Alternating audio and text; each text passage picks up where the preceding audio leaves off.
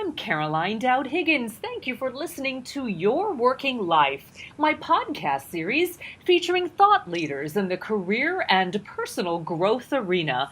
You spend a significant portion of your life at work, so my goal is to provide you with tools, inspiration, and resources so you can enjoy your career and love your life. And I am delighted to welcome my very special guest to the show today, Divya Parekh. Divya, welcome to the show. Thank you for having me, Caroline, and giving me the opportunity to have this conversation with you. We are kindred spirits in so many ways, my dear, interested in empowering people on their professional journey. But let me tell the listening audience around the world all about you. Divya is an in-demand motivational speaker, a leading business relationship and leadership coach, and an Amazon bestseller. She has guided many entrepreneurs, CEOs, and management personnel into realizing their goals and reaching their next level of accomplishment. Divya accomplishes this through her coaching, leadership talks, and workshops.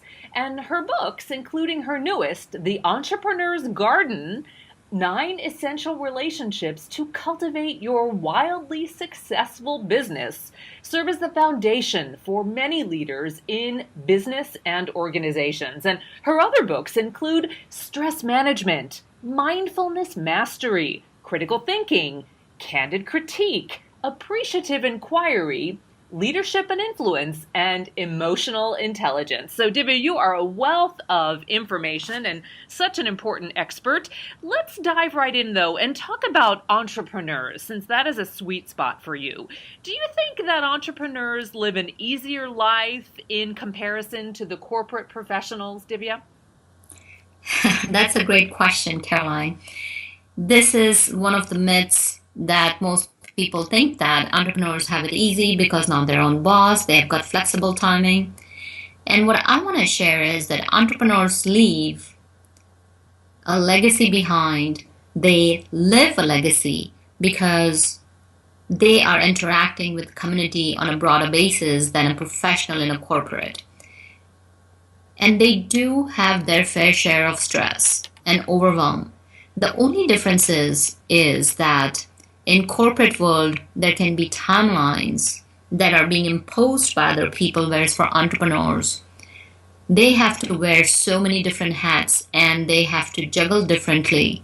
They have to juggle things all on their own. They do not have the support systems that are present in corporate world to support an individual.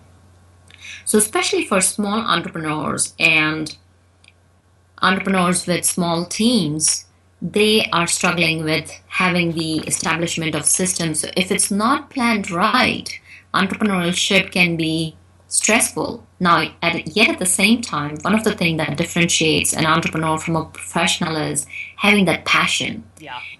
And the key is to balance that passion, staying in the eustress when the stress is good and not letting it become chronic or overwhelm. I agree. And you have such specific experience, Divya, because you had a vibrant corporate career and very purposely chose to move into the entrepreneurial realm. So how has your world changed? One of the way my world has changed is to look at the world with a very open perspective. Because when I was in the corporate world, yes, I had a lot of freedom. I have been very fortunate. I had great bosses and I was allowed to do things independently. And yet the freedom was there and yet there was enough structure. So yes, structure brings freedom and yet structure can bring constraints. And now what happens is the structures that I have created for myself are very conducive to my own personality. And the structures are still there because if the structures are not there, then you cannot operate, plan, execute, and learn from the entrepreneurial processes.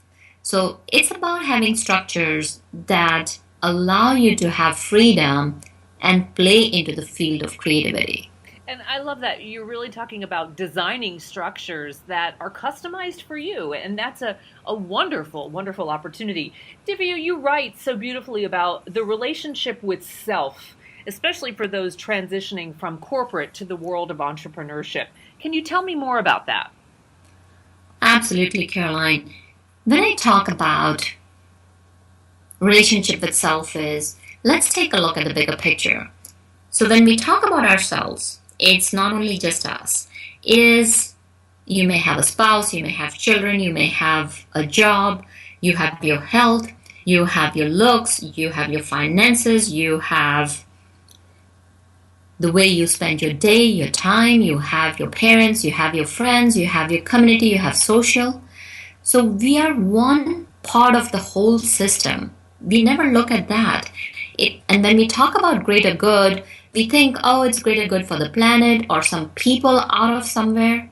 But we do not look with the perspective that we are one part of the whole system, of the whole planet.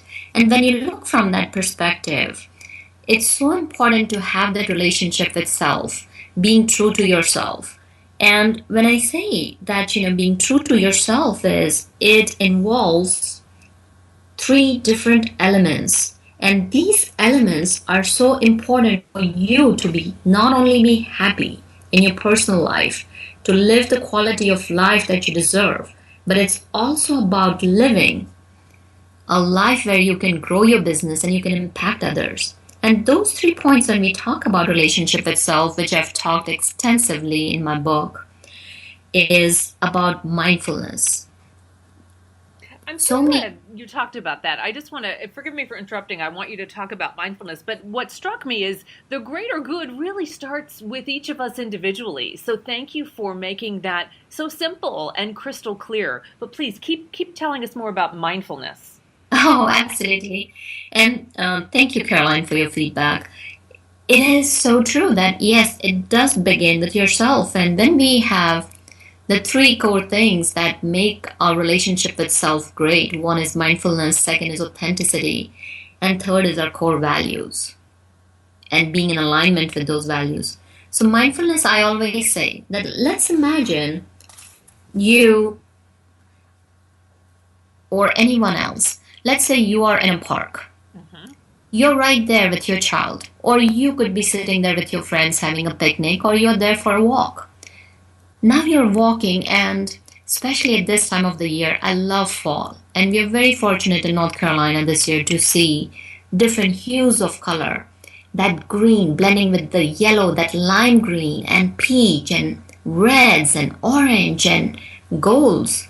So now let's say if I'm in the park, and yet I'm thinking about my past. Oh, somebody told me that, and I'm so not thrilled about it. And you're walking in that beautiful environment full of richness and energy, and yet you're thinking about the past, or if you're worried about your future.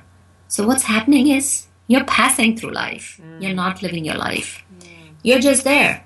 You are making a point of doing the checkbox of the exercise. So that's not called living. And I do want to bring that to people where I say that mindfulness is being in the present.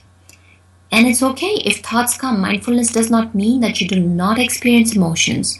Mindfulness is the conscious rethinking of your actions. And now that action could involve thinking, could be behavior, could be just focusing your attention on the present moment. So that is what mindfulness is all about in my experience and in my definition. Beautiful. Divya, you just spoke so eloquently about the colors of the fall trees, and it gave me this beautiful mental picture. I could almost smell the crisp air in your description, and I could feel the wind in the trees. Your new book is called The Entrepreneur's Garden. So there's a good segue. Tell us about that. So The Entrepreneur's Garden is for entrepreneurs who are starting out, or even if you're an established entrepreneur. It is a book that explores the 9 essential relationships that entrepreneurs need to master to be successful while they're keeping their business. So let's say if you have accelerated your business, you're at a status quo, and it's important to sustain that success. And there are some entrepreneurs who want to grow their business. Now, while you're growing your business, it's important to keep the passion, because we entrepreneurs, I would say majority of us go into entrepreneurship to cultivate our passion and give those dreams a reality. So the book story follows an entrepreneur whose name is Sally, who has started her own business. And while things were going well for her, she soon finds herself grappling with different tensions and challenges for growing her company. And as she realizes that she needs to change her approach or give up her business to reach the next level, she sets her intentions on finding a mentor. And Sally finds a mentor, Dee, who is just full of love and wisdom and passes that on to Sally. So Dee is a successful entrepreneur and believes in sharing how she learned to keep her business running smoothly while pursuing other things in life that were important to her. And she points that out to Sally by the very fact that one needs to concentrate on 9 key relationships, and Sally surpasses her dreams and has fun doing that. So it's for both new and experienced entrepreneurs, and it is about planting the seeds of a successful business operations and reap a bountiful harvest at the end. And it's again developing the relationships not only with yourself, with time, money, with people, because people are the fabric of your life. So true. Everything hinges on relationships. And you write beautifully, Divya, about the difference between a contact, a connection, and a relationship. Would you define those differences for us? Sure. So there are several different definitions that are out there about contact, connections, and relationships. I'm going to share the definition that I have experienced through my clients, through my friends, my family, my support, and hundreds of clients that I have coached. So contact is a person or someone you know. Okay. It could be one of your neighbors, it could be a person that you've met in networking, and if you're a corporate professional, it could be somebody who's another department where you know them, you say hi, hello, and you have not yet ventured into the realm of creating connections. And it's important to know that you may know a lot of people who are your contacts, but they'll not become connections because you have not found that resonance with them. Okay. And when you find the resonance, what happens is it's about making an effort. It's about taking timely action. So, for example, you meet somebody in a conference. You're a corporate professional or an entrepreneur. You're at a conference and you find someone who has very similar interests like you, that you may be kindred spirits. Now, the key is if you don't take timely actions after you have met, then that seed is not going to grow. So just like a seed needs the sunlight, the dark, the fertilizer, the manure to completely grow into a powerful plant or a sturdy tree, similarly, relationships need constant attention, efforts, time, and energy, and giving. I sincerely believe that giving is the key. Start out with giving. Give to empower, not to disempower. When you're connecting with people, it's not about competing.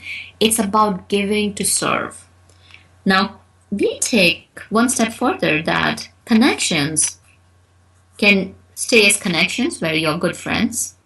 Now, yet, not all connections become relationships. When you find that you are resonating with the other person, where your values are aligned, where your goal for life is together, and when you find kindred spirits like that, and Caroline, it's you and I are just such an example. We touch base with so many people who remain as contacts, but then we become a connection. And it's about moving forward and forming that bond and relationship where it's about giving. So relationship takes the connection one step further, where you give to other person, where you serve them and where you help them succeed, where you build the trust. And you're creating experiences through repeated actions. Because people remember, as Maya Angelou has said, not what you told them, but how you made them feel. So true. And it has to go for a long period of time and helping them with their events, helping them celebrate their joys and being part of their sorrows. So being there for them, that's what a relationship is about. I so believe what you're saying and agree 100%, Divya. I think relationships need to be nurtured. And I love, again, the metaphor of planting the seed and growing and stewarding that seed. And that seed is a new relationship. So thank you for that. So beautifully put. So you have such incredible leadership and entrepreneurial development content that you share online. Divya, how can our listeners around the globe today access that? How can they keep in touch with you after the show? Thank you for asking that. So, one of the first things you could do is go to my website, which is www.divyaparekh.com, and I'll spell out my name. It's D as in David, I, V as in Victor, Y, A, P as in Paul, A as in Apple, R as in Robert, E, K as in Kevin, H as in Harry. So it is www.divyaparekh.com, and you can contact me at contact@divyaparekh.com. And Caroline, for your listeners today, I'm going to share a gift if they're open to receiving it. So if they go to success.divyaparekh.com success.divyaparekh.com, the THE hyphen entrepreneurs, ENTREPRENEURS hyphen garden / I so believe, listeners, that this book will be of immense help to you. Because I want the book in your hands, I'm offering a $60 value bonus. There are 2 bonuses that add up to $60. Please go check out the site, sign up, and follow the process, and I'm here to serve you. Oh, Divya, that's so generous. Thank you very much. So, as we wrap up, what's the one thing you want our listeners to take away from today's show? What's the one message you'd like to crystallize? So, the one message that I would like to crystallize is bringing the passion, performance, and profits together, because these are so intertwined. They cannot be done away from each other. The reason being that, yes, people shy away about talking from money, but remember, if you have money, it brings you freedom to live the quality lifestyle that you desire and to do the greater good. So it pulls it together. So keep that passion, let it manifest into your performance, and let that performance go into your prosperity. Bring the 3 together and help others, serve others, and give back. Divya Parekh, you are extraordinary. Thank you so much for sharing your wisdom and your generous gift for our global listening audience today.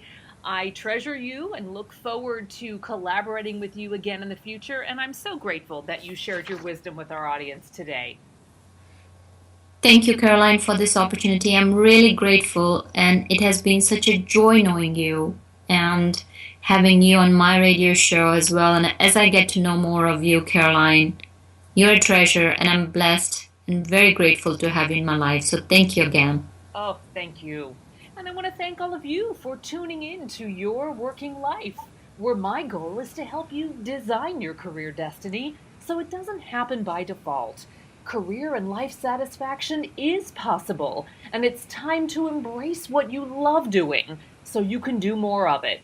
My show is now available on iTunes, YouTube, Podbean, and Stitcher. I hope you will subscribe so you can get fresh shows every week. And consider leaving a comment, because I always appreciate hearing from my listeners. I'm Caroline Dowd-Higgins. Take good care.